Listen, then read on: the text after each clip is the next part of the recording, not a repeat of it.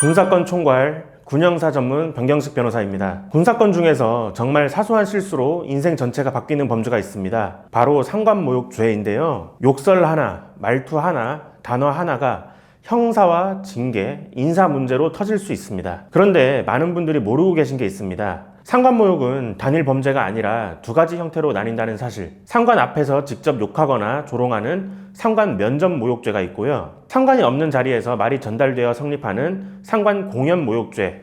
이 두 개가 완전히 다릅니다. 그리고 대응법도 달라야 합니다. 오늘 영상에서 이 부분을 아주 명확하게 잡아드리겠습니다. 영상 시작하기 전 군인, 군무원 분들에게 도움이 되는 나랏일로 채널 좋아요, 구독, 알림 설정 먼저 부탁드립니다. 상관모욕죄는 군형법 제64조에 규정된 군범죄입니다. 범죄가 성립되면 2년 이하의 징역이나 금고에 처하게 되죠. 본 범죄는 상관의 인격을 훼손하거나 모욕적 언행으로 군 기강을 침해하면 처벌 대상이 됩니다. 그런데 여기서 포인트는 모욕의 개념이 굉장히 넓다는 사실입니다. 욕설이 아니어도 표정, 태도, 비아냥, 과격한 항의, 비난 모두 포함됩니다. 그리고 상관모욕죄의 가장 무서운 것은 벌금형이 없다는 점입니다. 재판으로 넘어가서 유죄가 확정되면 징역형 또는 금고형만 나올 수 있는 것이죠. 그래서 단순한 감정 표현이라고 생각했던 말 한마디 때문에 전역, 진급, 보직, 장기 복무까지 모든 커리어가 무너지는 사건이 실제로 많습니다. 상관이 직접 듣는 앞에서 모욕적 표현을 하면 성립되는 것이죠. 예를 들어 상관이 바로 앞에 있는 상태에서 욕설을 하는 것은 물론 힐난, 비난하거나 비꼬는 경우, 반박하며 말을 따르지 않는 경우도 포함됩니다. 그리고 상관 면접 모욕죄는 확정적 고의가 없더라도 처벌될 수 있는데요.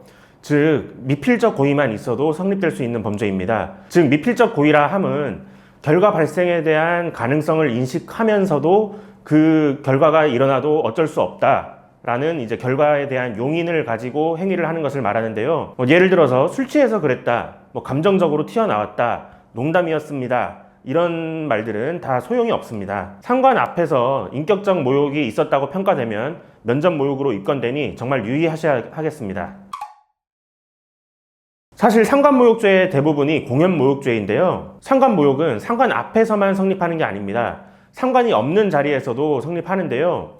예를 들어서 병사들끼리 생활관에서 험담을 한다든지, 단체 채팅방에서 비하 글을 올린다든지, 인터넷 등에 불만 글을 업로드한다든지, 후임들끼리 이제 뒷담화를 한다든지, 이런 말들이 상관에게 전달되기만 하면 성립할 수 있습니다. 여기서 핵심 요소는 바로 공연성입니다. 법률적으로는 전파 가능성이라고 하는데요. 이런 전파 가능성이 있다고 하면 상관 공연 모욕죄가 성립하게 됩니다. 그래서 이렇게 말한 사람들이 많습니다. 우리끼리 얘기한 건데 괜찮지 않나요? 아니요, 괜찮지 않습니다. 군은 폐쇄된 공간이고 모든 말이 기록될 수 있고요. 누구든 신고할 수 있고 상관에게 전달될 가능성이 있습니다. 그래서 실제로 카톡 캡처, 음성 녹음, 메신저 대화, 인터넷 글 등이 증거가 되어 감찰로 넘어가고 수사로 가고 형사재판으로 넘어가게 됩니다. 상관모욕죄는 그 죄가 확정되는 경우 형사처벌은 물론 징계까지 받게 됩니다. 병사나 간부 모두 말이죠. 징계는 견책부터 근신, 감봉, 정직 처분이 많이 나오는 편이지만 그 행위나 언어의 수위에 따라 병사의 경우 강등, 간부들은 해임 처분도 충분히 나올 수 있습니다. 그리고 간부들이라면 장기 복무, 진급, 보직, 교육 기회가 사실상 사라진다고 보시면 됩니다. 상관모욕 사건은 감정 싸움처럼 보이지만 법적 논리는 완전히 다른데요. 군형사 전문 변호사가 상관모욕 변호 전략 3가지에 대해서 알려드리겠습니다. 첫 번째, 모욕의 고의성. 정말 인격을 깎아내리려는 의도가 있었는가? 아니면 조직적 스트레스, 부당한 지시 내지 긴급 상황이었는가를 파악해야 합니다. 두 번째, 그 맥락입니다. 언행이 나온 상황이 정당했는가? 상관의 지시가 부당했거나 위험했는가? 또 함께 검토되어야 합니다. 셋째, 공연성입니다. 공연 모욕이라면 말이 퍼질 가능성이 있었는가? 실제로 피해자에게 전달이 되었는가?